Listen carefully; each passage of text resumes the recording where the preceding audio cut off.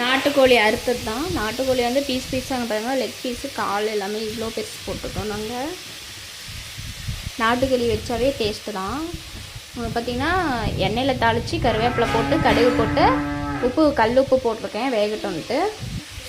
இங்கே பார்த்திங்கன்னா மிளகு சாந்து அரைக்கிறதுக்கு நான் பெரிய வெங்காயம் கட் பண்ணி எடுத்துட்டேன். பூண்டு, இஞ்சி, மிளகாய், சீரகம் எல்லாம் ஆட் பண்ணியிருக்கேன். இதில் வந்து இப்போ கொத்தமல்லி தூள் ஆட் பண்ணிக்கிட்டேன். கொத்தமல்லி தூள் போட்டு அப்போ தான் நம்மளுக்கு சாந்து நிறையாவும். ஒரு பாக்கெட் கொத்தமல்லி தூள் அப்படியே போட்டுக்கணும். நல்லா நம்ம போட்டு கிளறிட்டோம். இப்போ மிளகெல்லாம் அரைச்சதெல்லாம் நம்ம குழம்புல ஆட் பண்ணிக்கலாம். கம்மனு இருக்கிறியா நீயே?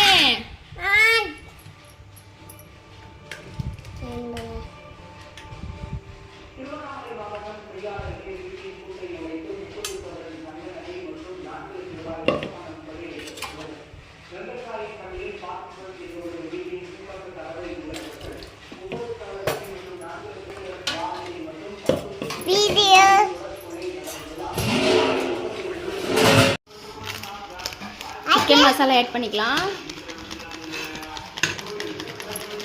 வேணுங்கிற அளவுக்கு உங்களுக்கு காரத்துக்கு தகுந்த மாதிரி கொட்டிக்கோங்க. அடுத்து வந்து நம்ம கறி மசாலா யூஸ் பண்ண போகிறோம். அது வேணுங்கிற போட்டுக்கலாம். நம்ம ஃபஸ்ட்டே வந்து உப்பு போட்டுக்கிட்டோம், அதனால் உப்பு போட தேவையில்ல. கோழி குழம்பு, லெக் பீஸு, களி. இது வந்து ஆரி களி சூப்பராக இருக்கும். இதோட காம்பினேஷன் நீங்களும் ட்ரை பண்ணி பாருங்கள்.